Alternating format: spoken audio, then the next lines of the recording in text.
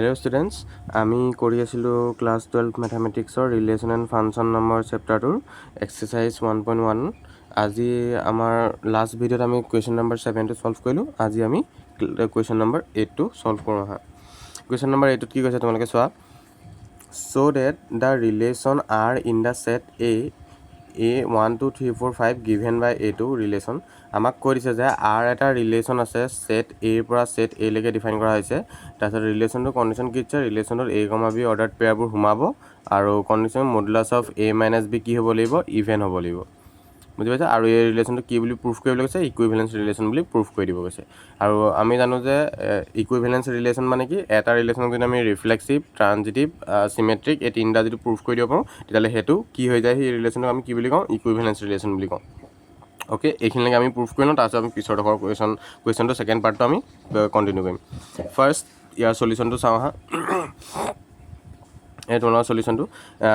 আমাক দি দিছে যে A সেটটো 1 2 3 4 5 আৰু ৰিলেশ্যনটো দিছে যে A, B অৰ্ডাৰ্ড পেয়াৰবোৰ সোমাব modulus of A - B even হ'ব লাগিব ফাৰ্ষ্ট ৰিফ্লেক্সিভৰ কাৰণে চাওঁ ৰিফ্লেক্সিভৰ কাৰণে কি কৰোঁ তোমালোকে আগৰ ভিডিঅ'টো চাই আহিছা যদি তোমালোকৰ ৰিভিজন কৰিছা যদি তোমালোকৰ মনত থাকিব আমি ৰিফ্লেক্সিভ প্ৰুফ কৰিবলৈ কাৰণে এটা এলিমেণ্ট সেটটোত বিলং কৰিবলৈ ধৰোঁ চিমেট্ৰিকৰ কাৰণে দুটা এলিমেণ্ট সেটটোত বিলং কৰিবলৈ ধৰোঁ আৰু তিনিটা এলিমেণ্টৰ কাৰণে ট্ৰানজিটিভৰ কাৰণে তিনিটা এলিমেণ্ট A সেটটোত বিলং কৰিবলৈ ধৰোঁ এতিয়া ৰিফ্লেক্সিভৰ কাৰণে ধৰি লওঁ let A belongs to A set ধৰি লৈছোঁ A সেটটোত এটা এলিমেণ্ট A বিলং কৰে তেতিয়াহ'লে এই ৰিলেশ্যনটোক ৰিফ্লেক্সিভ কেতিয়া ক'ব যেতিয়া A, A belongs to R এতেকে A, A ৰিলেশ্যনটোত আছে for all A belongs to set A থাকিব কাৰণ A, A ৰিলেশ্যন থাকিব নাথাকিব কণ্ডিশ্যন কি দিছিলে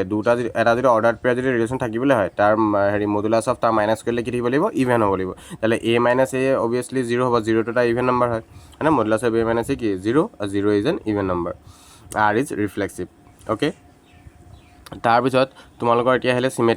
চিমেট্ৰিকত আমি কি কৰিছোঁ লেট ধৰি লৈছোঁ যে দুটা এলিমেণ্ট A সেটটোত বিলং কৰে let A, B belongs to A set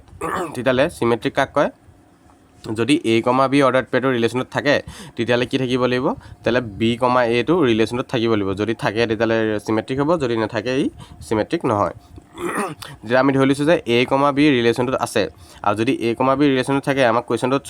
condition কি দিছিলে A - B কি হ'ব লাগিব ইভেন হ'ব লাগিব সেইকাৰণে লিখিছোঁ A, B ৰিলেশ্যনত থাকিবলৈ হ'লে modulus of A - B even হ'ব লাগিব তেতিয়াহ'লে মডুলাছ অফ A - B যদি ইভেন হয় তেতিয়াহ'লে মডুলাছ অফ B - A এটা কি হ'ব ইভেন নাম্বাৰেই হ'ব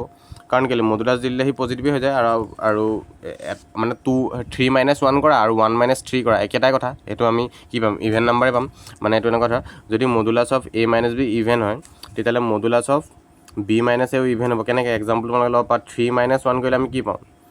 2 পাওঁ হয় না মডুলাছ অফ 2 আল্টিমেটলি 2 এটা ইভেন নাম্বাৰ তেনেকৈ যদি আমি A, B এইটো A - B তাহলে B - A হ'লে কি হ'ব 1 - 3 তাহলে মডুলাছ অফ B - A মানে 1 - 3টো কি হ'ব -2 হ'ব আৰু ই কি হ'ব 2 হৈ যাব মডুলাছে সদায় নিগেটিভটো কি কৰি দিয়ে পজিটিভ কৰি দিয়ে তাহলে ইউ এটা ইভেন নাম্বাৰ ইউ এটা ইভেন নাম্বাৰ সেইকাৰণে আমি কি লিখিছোঁ A - B যদি ইভেন হয় ই মাষ্ট বি B - Aটো ইভেন হ'বই লাগিব আৰু যদি B - A এটা ইভেন হয় তাহলে B, Aটো কি থাকিব ৰিলেশ্যনত থাকিব নহ'লে হেন্স A, B ৰিলেশ্যনটো আছে B, A ৰিলেশ্যন আছে তাহলে আমি তাক ৰিলেশ্যনটো কি বুলি ক'ম চিমেট্ৰিক ৰিলেশ্যন বুলি ক'ম অ'কে নেক্সট আমি আহোঁ 3 number let A, B, C যদি A সেটটোত বিলং কৰে ধৰি লৈছোঁ তেতিয়াহ'লে কণ্ডিশ্যনটো কি আছিলে ট্ৰানজিটিভৰ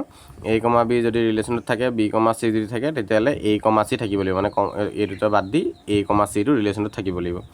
A, B ৰিলেশ্যনত থাকিবলৈ কি হ'ব লাগিব A - B এটা ইভেন নম্বৰ হ'ব লাগিব এণ্ড B, C থাকিবলৈ কি হ'ব লাগিব B - C যেন ইভেন নম্বৰ হ'ব লাগিব আৰু যদি A - B এটা ইভেন নম্বৰ হয় আৰু B - C যদি এটা ইভেন নম্বৰ হয় A - C এটা কি হ'ব ইভেন নম্বৰেই হ'ব বুজি পাইছানে কেনেকৈ তোমালোকে চাব পাৰা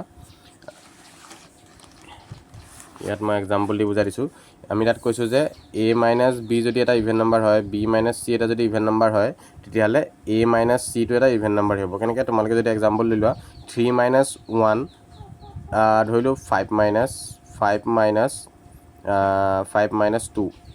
5 ইভেন নম্বৰ হ'বলৈ কি কৰিব লাগিব 5 - 3 কৰিলোঁ যেনিবা 5 - 3 5 পৰা 3 গ'লে 2 থাকে 2 এটা ইভেন নম্বৰ যদি 5 - 3 এইটো হৈছে A আৰু এইটো হৈছে B এটা 5 - 3 যদি এটা ইভেন নম্বৰ তাৰপিছত B মানে কি আছিলে এইটো B - C Bটো থাকিবই C এটা যিকোনো নম্বৰ লৈ লওঁ যেনিবা 1 তাহলে B - Cটো যদি এটা ইভেন নম্বৰ 3 - 1 মানে কি 2 তাহলে 2টো যদি এটা ইভেন নম্বৰ হয় A - B এটা ইভেন নম্বৰ B - C এটা ইভেন নম্বৰ তেতিয়াহ'লে A - C ইভেন নম্বৰ হ'ব নে 5 - 1 কি হ'ব ইভেন নম্বৰে হ'ব 5 - 1 কি হ'ব 4 হ'ব সেইটো ইভেন নম্বৰে হয় তেতিয়াহ'লে আমি গম পালোঁ যে যদি a minus b even number হয় b minus c even number হয় তেতিয়াহ'লে a মাইনাছ c হ'বই লাগিব ইভেন নাম্বাৰ তেতিয়াহ'লে আমি সেইটো লিখিছোঁ যে a minus c is an even number আৰু তেতিয়াহ'লে a, c ৰিলেশ্যন থাকিব আৰু তেতিয়াহ'লে আমি এই ৰিলেশ্যনটো কি বুলি ক'ম ট্ৰানজিটিভ ৰিলেশ্যন বুলি ক'ম কাৰণ a, b ৰিলেশ্যনটো আছে b, c আছে আৰু a, c আছে তেতিয়াহ'লে এই ৰিলেশ্যনটো আমি পাই গ'লোঁ ৰিফ্লেক্সিভ চিমেট্ৰিক আৰু ট্ৰানজিটিভ তেতিয়াহ'লে এই ৰিলেশ্যনটো আমি কি বুলি ক'ম R is an equivalence relation okay এতিয়া ইয়াৰ নেক্সট পাৰ্টটোলৈ আহোঁ তোমালোকে ইয়াত চাব পাৰা ইয়াৰ নেক্সট পাৰ্টটোত দিছে so' that all the elements 1, 3, 5 are related to each other and all the elements of A2 are related to each other মানে আমাক কৈছে যে প্ৰুফ কৰিবলৈ কৈছে যে ইয়াত এই ছেটটোত থকা প্ৰতিটো এলিমেণ্ট এটা আনটোৰ লগত ৰিলেট কৰিব মানে কি সেইটো অৰ্ডাৰ পেয়াৰ বনাব মানে 1, 3ও এক্সিষ্ট কৰিব 3, 5ও থাকিব মানে এই গোটেইকেইটা কি কণ্ডিশ্যনৰ মতে আগৰ কণ্ডিশ্যনটো মতে মানে বুজি পাইছানে মানে এই ছেটটোৰ প্ৰতিটো এলিমেণ্ট এটা আনটোৰ লগত ৰিলেট কৰিব মানে 1, 3 হ'ব 3, 5 হ'ব 1, 5 হ'ব এইবোৰ হ'ব সেইটো দেখুৱাব কৈছে চ' ডেট কৰিব লৈছে ঠিক তেনেদৰে এই ছেটটোৰ প্ৰতিটো এলিমেণ্ট এটা আনটোৰ লগত ৰিলেট কৰিব মানে 2, 4ও হ'ব আৰু 4, 2 অৰ্ডাৰ পেয়াৰ থাকিব মানে বুজি পাইছানে সেইটো আমি যদি সিহঁতৰ অৰ্ডাৰ পেয়াৰটো এক্সিষ্ট কৰিবলৈ হয় 1, 3টো যদি এক্সিষ্ট কৰিবলৈ হয় মানে ৰিলেট কৰিবলৈ হয় এটা আনটোৰ লগত যদি ৰিলেট কৰিবলৈ হয় কণ্ডিশ্যনটো কি হ'ব লাগিব দুটা মাইনাছ কি পাব লাগিব ইভেন পাব লাগিব মডুলাছ লগাই দিলে বুজি পাইছানে এতিয়া আমি চেক কৰি চাওঁ আমাক প্ৰুফ কৰিবলৈ কৈছে বুলি আমাক এটা আনটোৰ লগত ৰিলেট কৰে বুলি তেতিয়াহ'লে আমি প্ৰুফ কৰি দিওঁ প্ৰুফ কৰি দিবলৈ ইয়াত এলিমেণ্ট কি আছে 1, 3, 5 তেতিয়াহ'লে সিহঁতক কি পচিবিলিটি হ'ব পাৰে সিহঁতৰ অৰ্ডাৰ পেয়াৰ কেনেকৈ বনাব পাৰে হয় 1, 1 থাকিব পাৰে 1 এটা আনটোৰ লগত ৰিলেট কৰিব বুলি কৈছে মানে 1, 1ও ৰিলেট কৰিব পাৰে 1, 3ও পাব পাৰে 1, 5ও পাব পাৰে মানে আমি তেনেকৈ 9টা পচিবিলিটি পাম এতিয়া আমি ফাৰ্ষ্ট লৈছোঁ 1, 1টো এক্সিষ্ট কৰিব নে কৰিব কাৰণ 1 - 1 কি 0 এটা ইভেন নাম্বাৰ ই ছেটিছফাই কৰিছে 1, 3 এক্সিষ্ট কৰিব নে কৰিব 1 - 3 কি 2 হয় ই এটা ইভেন নাম্বাৰ তেনেকৈ 1, 5ও এক্সিষ্ট কৰিব কাৰণ 1 - 5 4 হয় ই এটা ইভেন নাম্বাৰ 3 - 1 2 হয় 3 - 3 0 হয় 3 - 5 2 হয় গোটেইকেইটা ইভেন নাম্বাৰ পাইছোঁ দিছেনে আৰু তেতিয়াহ'লে আমি জানো যে যদি আমি সিহঁতৰ তাৰ ডিফাৰেঞ্চটো যদি ইভেন নাম্বাৰ পাওঁ তেতিয়াহ'লে সেই দুটা কি কৰিব এটা আনটোৰ লগত ৰিলেট কৰিব তেতিয়াহ'লে আমি লিখিছোঁ all the elements of 1, 3, 5 are related to each আদাৰ হয়নে আমি গম পাই গ'লোঁ যে প্ৰুফ কৰি দিলোঁ যে এই ছেটটোত থকা 1, 3, 5 এই প্ৰতিটো এলিমেণ্টে এটা আনটোৰ লগত ৰিলেট কৰিব বুজি পাইছা এতিয়া আৰু নেক্সট যিটো ছেট দিছিলে 2, 4 তেতিয়াহ'লে ইয়াৰো 4টা পচিবল হ'ব হয় 2, 2 হয় 2, 4 তাৰপিছত 4, 2 4, 4 চাওঁ আমি এক্সিষ্ট কৰে নকয় এক্সিষ্ট কৰে বুলি প্ৰুফ কৰি দিবলৈ কৈছে 2 - 2 ইজ এন ইভেন নাম্বাৰ পাম 2 - 2 0 হ'ব 2 - 4 2 হ'ব 4 - 2 2 হ'ব 4 - 4 0 হ'ব গোটেইকেইটা ইভেন নাম্বাৰ তাত লিখিছোঁ all the elements of 2, 4 are related to each other দেখিছা তোমালোকে all the elements of 2, 4 are related to each other again তাৰপিছত আমাক নেক্সট পাৰ্টটোত কি কৈছিলে নেক্সট পাৰ্টত but no' element of 1, 3, 5 is related to any element of 2, 4 মানে 1, 3, 5 প্ৰতিটো এলিমেণ্টে নিজৰ লগত ৰিলেট কৰে 2, 4ও এটা আনটোৰ লগত ৰিলেট কৰে খালি সিহঁতৰ দুটা ছেটৰ যিকোনো দুটা এলিমেণ্ট কেতিয়াও ৰিলেট নকৰে বুলি প্ৰুফ কৰি দিবলৈ কৈছে মানে 1, 2 ৰিলেট নকৰে 3, 4 নকৰে 5, 4 নকৰে এনেকুৱা মানে কোনো এটা আনটোৰ লগত ৰিলেট নকৰে বুলি প্ৰুফ কৰি দিবলৈ কৈছে তেতিয়া মানে কি সিহঁতৰ তাৰ ডিফাৰেঞ্চ আমি ইভেন নাম্বাৰ পাব নালাগিব মানে 1, 2 যদি অৰ্ডাৰ পেয়াৰ নাথাকে তেতিয়াহ'লে সিহঁতৰ তাৰ ডিফাৰেঞ্চটো কি হ'ব লাগিব ইভেন নাম্বাৰ পাব নালাগিব যদি ইভেন নাম্বাৰ পাই যাওঁ তেতিয়াহ'লে ৰিলেট কৰিব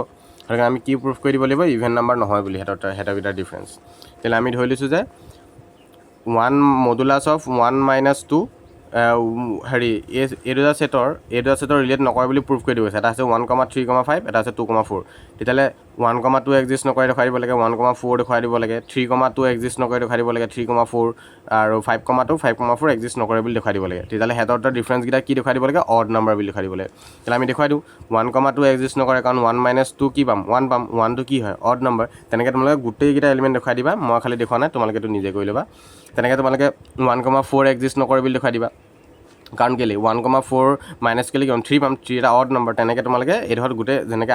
আগৰ এইকেইটা দেখুৱাই দিছিলোঁ দেখুৱাইছোঁ তেনেকৈ তোমালোকে গোটেইকেইটা দেখুৱাই দিবা যিমানটা পচিবিলিটি আছে 6টা পচিবিলিটি আছে মই এটা লিখি দিছোঁ আৰু 5টা তোমালোকে লিখি ল'বা তাৰপিছত no' element of 1, 3, 5 is related to any element of 2, 4 তাৰপিছত তোমালোকে দেখিবা যে 1, 3, 5 ছেটটো আৰু 2, 4 ছেটটো কোনো এটা এলিমেণ্ট এটা আনটোৰ লগত ৰিলেট নকৰে কাৰণ চব তোমালোকে কি পাবা অড নাম্বাৰ পাবা এটাও এনেকুৱা পচিবিলিটি নোপোৱা যে য'ত ইভেন নাম্বাৰ পাবা সিহঁতৰ ডিফাৰেঞ্চটো বুজি পাইছানে এতিয়া আমাৰ 8 নম্বৰটো কমপ্লিট হৈ গ'ল এতিয়া আমি নেক্সট আহোঁ 9 নম্বৰ কুৱেশ্যনলৈ